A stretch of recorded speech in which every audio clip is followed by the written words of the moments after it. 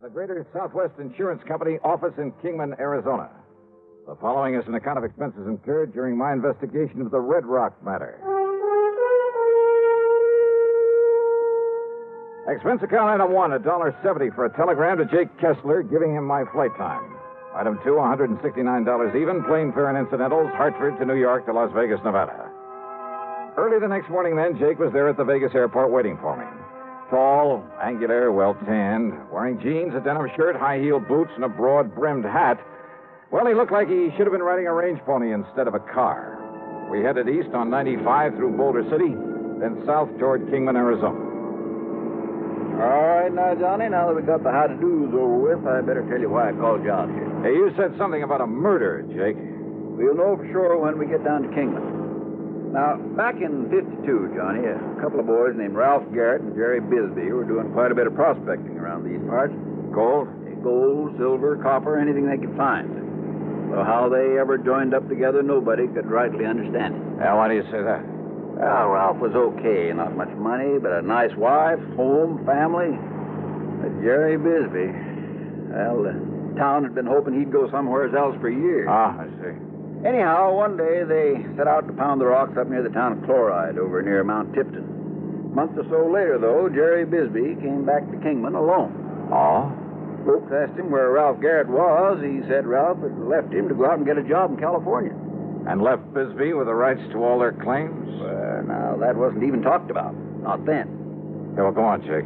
Anyhow, Ralph's wife claimed it was all a big lie, that Bisbee had taken Ralph out there in the desert and killed him. But why? Why did she think that? Claimed Ralph almost hadn't gone on that particular trip, that he'd gotten suspicious of Bisbee, that he was scared of him, and that Ralph wouldn't have just up and left her like that. Well, did she tell this to the police? Sure did. So they looked around all over the state, even notified the boys over in California, but nobody couldn't find a sign of Ralph. I see. So then she got a hold of some relative she has over in the state's attorney's office over in Phoenix. And, Johnny, before you knew it, Jerry Bisbee was up on trial for murder. Oh, but on such flimsy evidence and without a body. Sure. Jerry was acquitted. Now, like I say, that was back in 52. But we only paid off the insurance on Ralph about a year ago, lacking any legal proof that Ralph was dead until that statute of limitations said he had to be here or something. Yeah, I know. But now about this man Bisbee. Does he still live in Kingman? No, Johnny. As soon as that trial was over, he sold his little place, left town, and never come back. Uh-huh. And with no actual proof that he'd killed his partner? Now, just a minute. Yeah? Didn't your Eastern papers carry anything about that big windstorm we had out here last week? Windstorm? Biggest one we've had in years. Must have blew 70, 80 mile an hour. Johnny. Oh, yeah, I guess I did read something about that. Sure you did. Yeah, I remember now. That wind uncovered the bones of a man who'd apparently become lost somewhere out here in this desert some years ago. Lost, huh? What do you mean? There's something the papers didn't say, Johnny. There was a bullet hole in the back of the skull. Oh? From exactly the same caliber as the old Winchester 94 Jerry Bisbee'd always carried with him. Uh-huh. Then it looks like the skeleton is Ralph Garrett's. Murdered and buried out there by this Jerry Bisbee. Well, now, there's only one person can identify that skeleton for sure, Johnny. Who's that? Young Doc Blessing. And if we're lucky, we'll find him awaiting for us in Kingman.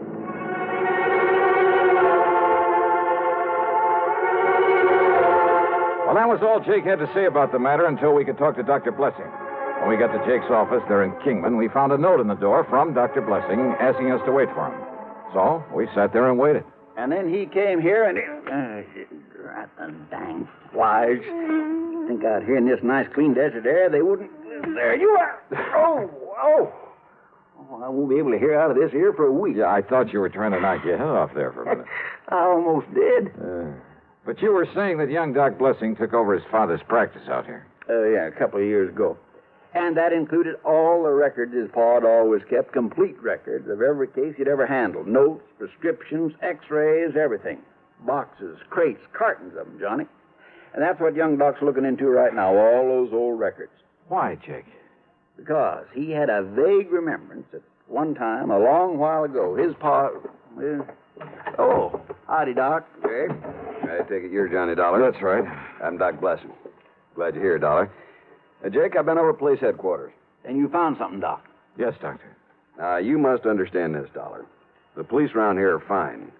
Good state authorities, too, but this thing may be beyond their reach. What'd you find in your pa's old records? Jake, I found evidence, including x-rays, that proved that my father patched up a broken thigh for Ralph Garrett back in 47. X-rays clearly showed the steel femoral plate he used to pin two sections of bone together. Then, Doc. It's been kept from the papers, Dollar. But on the skeleton they found in the desert was that very same fractured thigh bone and the stainless steel plate that my father... I know it. Well, there's no question about it. That skeleton is Ralph Garrett's. Well, And with that bullet hole from Jerry Bisbee's gun in the skull. Exactly. or a gun like Bisbee's. Yeah, now, don't start kidding yourself, Johnny. Yeah, now, Dollar, there's... Yeah, okay, you got a point. It looks as though Bisbee murdered him, all right. Of course he did. Why else would he skip out after the trial? So what you've got to do, Johnny, is get out and find it. Bring him back to justice. That's all. That's all? Well, yes. Oh, sure.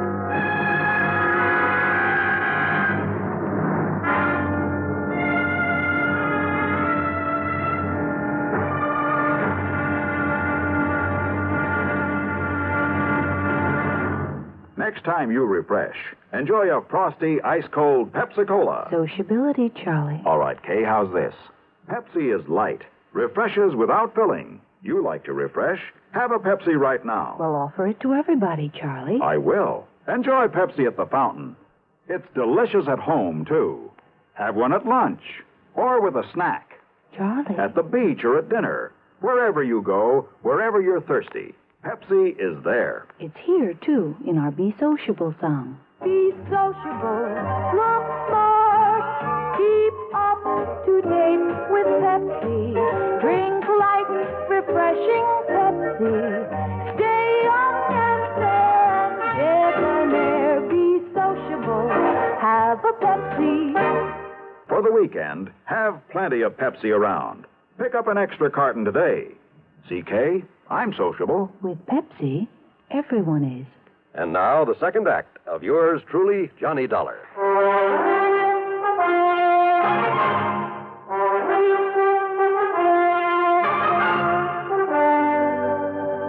Now, Jake, you say that right after his trial, Bisbee left town. And no forwarding address, and I don't need to tell you nobody's seen hide nor hair of him since. Well, what happened to the rights to the mining claims?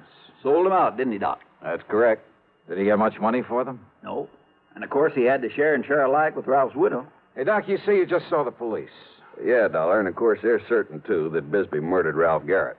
On the strength of the evidence I was able to provide for him. Any idea how they plan to proceed? Yeah, I assume they've notified the state police and that they'll put out bulletins all over the country. All of which will take time, of course. Yeah, in other words, they have no idea whatsoever where Jerry Bisbee might be by now. Well, after all, Johnny, after all these years. Yeah. Bisbee may have gone anywhere after he left here, and since he alone had knowledge of his guilt at that time. Yeah. So all I have to do is perform a slight miracle and... Hey, wait, you say that he was a prospector while he was living here in Kingman. That's right. Well, what else did he do? Well, he kind of worked some of the mines now and then, enough to keep him in food and clothes and tobacco's all. And liquor, of course.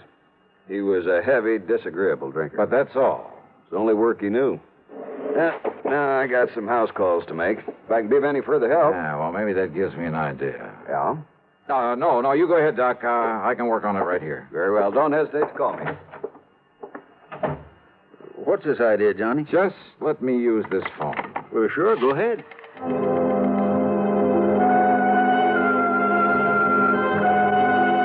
My first call was to the Bureau of Mines in Washington. I practically had to have them check me out with the FBI before they give me the information I wanted. But finally, in the course of running up a $27 phone bill, that's item 3 on the expense account. Yes, Mr. Dollar, I've located a listing of mining claims in the name of Jerry Bisbee. Then he's still prospecting. The list begins with 1944. All claims up to 1952 were in Arizona. Yeah. Would you like me to read them to you? No, thanks. What I'm interested in is recent claims, and I've got a suspicion they won't be in Arizona. Let me see now. Yes, you're quite right. Yeah? Within the past few years, he's apparently been doing some prospecting in the state of Nevada. Where? Well, in several rather widely separate... Well, of course, the office in Carson City could give you more up-to-date information than we have. Yeah, you're right. I'll call him. Thanks very much. Progress? Yeah, Jake. It looks like maybe we're getting somewhere. I knew you would, Johnny.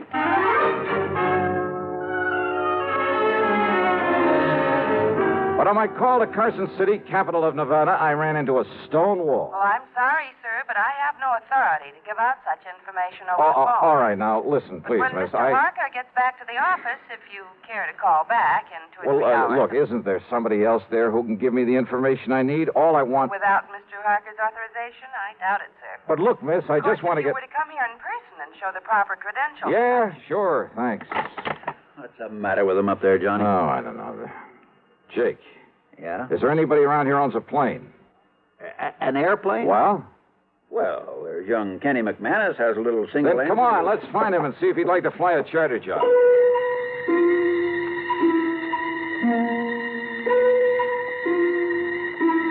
Expense account item 4, $175 to Kenny McManus for the use of his plane and his service as pilot. Only I'm not so sure I would have chartered that particular plane if I'd taken time for a real good look at it before we started off. Yeah, with 2 passengers, a full load of gas, and my luggage, it was hardly... Well, let's face it. It was old and definitely underpowered for such a trip. We missed the tops of several mountains by only inches along the way. But somehow, shortly after noon, we landed in the Nevada capital. Item 5, $1 to one of the lads at the hangar for a ride into the local bureau representative. Mr. Harker was somewhat reticent until I mentioned one word. What was that, Mr. Dollar? Murder, Mr. Harker. I want this man Bisbee for murder. I see. And I'm certain I can be of help to you. And now, thanks to Mr. Harker's cooperation, I finally really got on Jerry Bisbee's trail. Item 6, $50, deposit on a rental car, and I headed due east. I headed for the lively old ghost town of Virginia City. I didn't know I was also heading into one of the most dangerous situations in my whole career.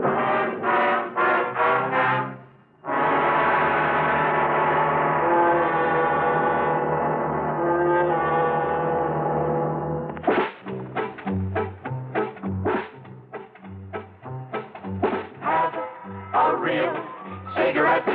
Have a Camel. Have a Camel cigarette.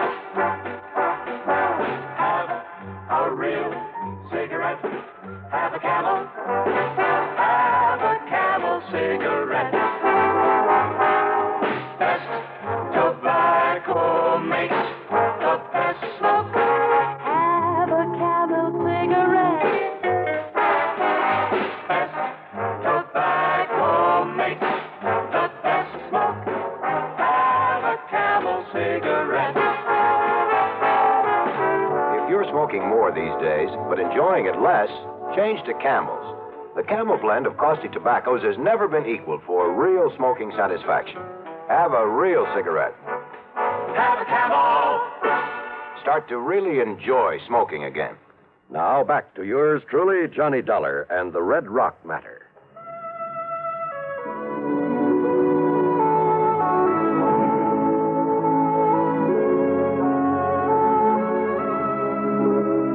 Virginia City is fabulous. A monument to the rip-roaring days of the Comstock Lode. When all too often a man's life depended on how fast he could draw, or how well he could defend a hunk of barren ground that he chipped away at in the hope it would give up millions of dollars worth of gold-bearing quartz, or the heavy blue mud so rich in silver ore. Still standing are many of the colorful buildings put up in the 1860s. Piper's Opera House. You picked up your key at the Bucket of Blood Saloon. There was the office of the Territorial Enterprise that carried editorials by Mark Twain. The famous Crystal Bar. The gambling halls where debts were paid in dust and nuggets. Famous names, too. O'Reilly and McLaughlin, Comstock and Gould, McKay and Mills, Fair, Flood, and O'Brien. Yeah, the Bonanza Kings. All of them had meant fabulous wealth in the days of the gold rush. Yep, you could almost see their ghosts walking the streets. Well, I found a fount of local information and a grizzled old character parked on a rocker in front of one of the ancient saloons. Bisbee, son. Jerry Bisbee. Yes, sir, that's right. Well, if I was you, I'd stay away from him. Yes, I would. Well, why do you say that, sir? Because, son, that D4 man's crazy. Staying up there in that shack on top of Red Rock Pass. Red Rock? Working away at that worthless claim he has up there. Oh, where is Red Rock Pass? About halfway up 12-mile road over there. There's wagon track up the pass. Well, look, can I make it with this car of mine? Yeah, that's pretty new car. No. Now take a horse or a burro to get... Yeah, but you ain't going up to see that crazy Bisbee. Why not? Well? Whoa, he'd catch you anywhere near that mine of his. Then he'd shoot you first and find out who you was after. Yeah, well, I'll have to take that chance. Oh, no, you... Thanks a lot, old-timer. At Martin's stable, I had to shell out a $100 deposit when they learned I was going up into Red Rock Pass. And again, I got a warning about running into Bisbee. But I made sure my gun was free in the holster and set out for the pass. It was after 3 when I left the 12-mile road and nearly sundown by the time I reached the top of the pass. And there I found Jerry Bisbee's weathered old shack, but no sign of Bisbee himself. Bisbee! Jerry Bisbee! And then I saw the trail leading to the little mine on the face of a cliff. So I started over toward it, walking around the huge red boulders in my path, scattered about as though some giant hand many centuries ago. Whoops! That's fair enough. Bisbee! Get back on that horse and get out of here. Sorry, but I gotta talk to you. You see this here gun? Oh, I see it all right. Shoot the eye out and a snake with it. Besides, I know why you come here. Do you? Because maybe... they found Ralph Garrett's bones down to the desert. That's right. But you won't take me in third. Don't be too sure of that. Talk up, boy. Son, I don't hear very good. I said I'm gonna take you in for murder. Talk up, I said. Besides, you got no right to take me in. Wrong, Bisbee. You hear me? I say you're wrong. Wrong, am I? Didn't they try me once for murdering? Didn't they let me free? So what? That doesn't mean I want... So you and anybody else ought to know they can't try a man twice for the same thing. Holy smoke, he's right. Them fools down there, they let me off. So now there's nothing you or anybody else can do about it. So get out. I said get out of here. A well-aimed shot kicked up the sand in front of me. I ducked behind a pile of boulders and crouched there, waiting to see what he'd do next. Then I heard it from a sort of hole under one of the rocks. A rattlesnake, almost at my feet. Slowly, carefully, I pulled out my gun. I took aim and... Hey, there were others in there. There must have been a nest of them. No use, boy. I'm coming over there to get you. Yeah, well, listen. I'm going to kill you. There was another rock to my left, a boulder that maybe I could reach without his seeing me. And the sound of the rappers at my feet wasn't exactly friendly. So I bent down low and made a dash for it. Brother, that time I could practically taste the lead. It's no good, boy. You're not so smart. Because from where you are now, you ain't got no place to go. Not without me having a shot at you. And all it's going to take me is one clear shot. Bisbee, can you hear me? And this rock pile where you was, I can get to it without you having a shot at me. So I got you cornered, boy. Yeah, he was right. He knew it and I knew it. Through a narrow cleft in the rock in front of me, too narrow even to push the barrel of my pistol, I could see him advancing slowly toward the pile of boulders where I'd left the nest of rattlers. But if he was so deaf, he'd never hear them. Oh, Bisbee. Hey, Bisbee, listen to me. Talk up. You got anything to say? Stay away from that pile of rocks. I'm going to kill you. Hey, look, I said stay away from that pile of rocks. I'm going to kill you dead. Unless you throw out your gun and come out here with your hands up over your head. Come on out of there. Yeah. Okay. I'll do it. What you say? I said yes. Here, look. Here's my gun. You coming out like I told you? Yes, look. With my hands up. I was going to fool you. What? Because I'm going to kill you anyway. The same as I did Ralph Garrett. Bisbee. Hey, Bisbee, wait. Stay away from those rocks. If you got another gun hit on you to do you no good. Bisbee! Things happened fast. He jumped backward into the protection of the rock pile, and he raised and aimed his gun to shoot me down. But a sudden movement among the angry nest of rattlesnakes. No! Rattlesnakes! No! Many of them! No!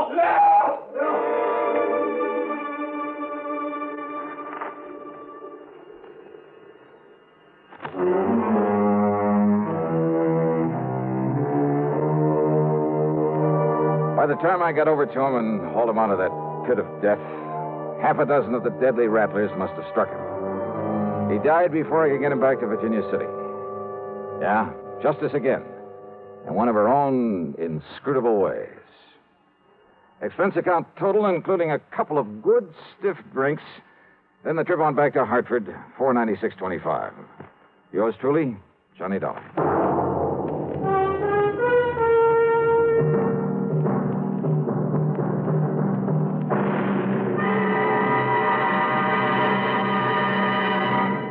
Hi, this is Dennis James.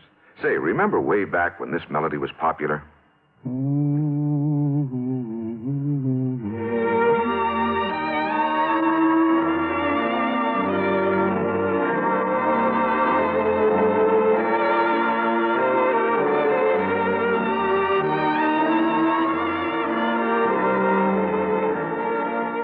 There's something very special about a long-time favorite, isn't there? Well, folks feel the same way about one of Kellogg's favorites, Kellogg's All Brand. Going on 41 years now, it's been America's most popular good food way to fight irregularity from lack of bulk. Because it's whole brand, Kellogg's All Brand gentles away irregularity safely and reliably. And because it's deep toasted for extra crispness, it never gets mushy in milk. There's only one All Brand, Kellogg's All Brand. That's ALL-BRAN. Kellogg's All Brand. Now, here's our star to tell you about next week's story. Well, next week, the canned canary matter. Yeah, you heard it right. And I promise you that title is a real fooler. Join us, won't you? Yours truly, Johnny Dollar.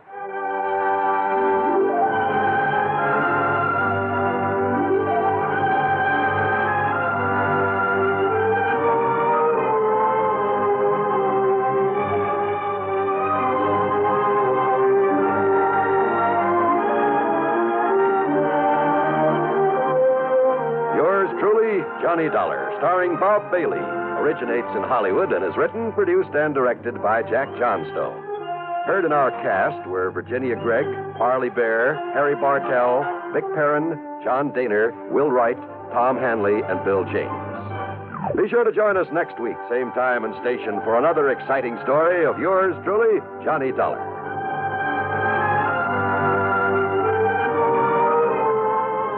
This is John Wall speaking. Suspense follows on the CBS Radio Network. You know, Dooley, I've been reading up on hypnosis. Come here and let me try it on you. I am an officer of the law and don't approve of making a man divulge his secrets. However, I'll stand by in case there's criminology involved. I just want to clear up some of his problems, Officer Suds. But I haven't got any problems. I'm the soul of contentment. Maybe that's your trouble. You're too contented. Lie down, Dooley. You're going to sleep. I feel so good. He's under my influence. Now, little tyke, get up. Go straight to the beer of your choice. Astounding. He's heading for Utica Club. 'Cause Utica Club will still take the trouble to age beer the natural way. Utica Club, you see. He's got no problem. He's a happy, well-adjusted beer mug. Brewed by the West End Brewing Company of Utica, New York. You're tuned to WROW Radio in Albany, New York. Time, 5:30.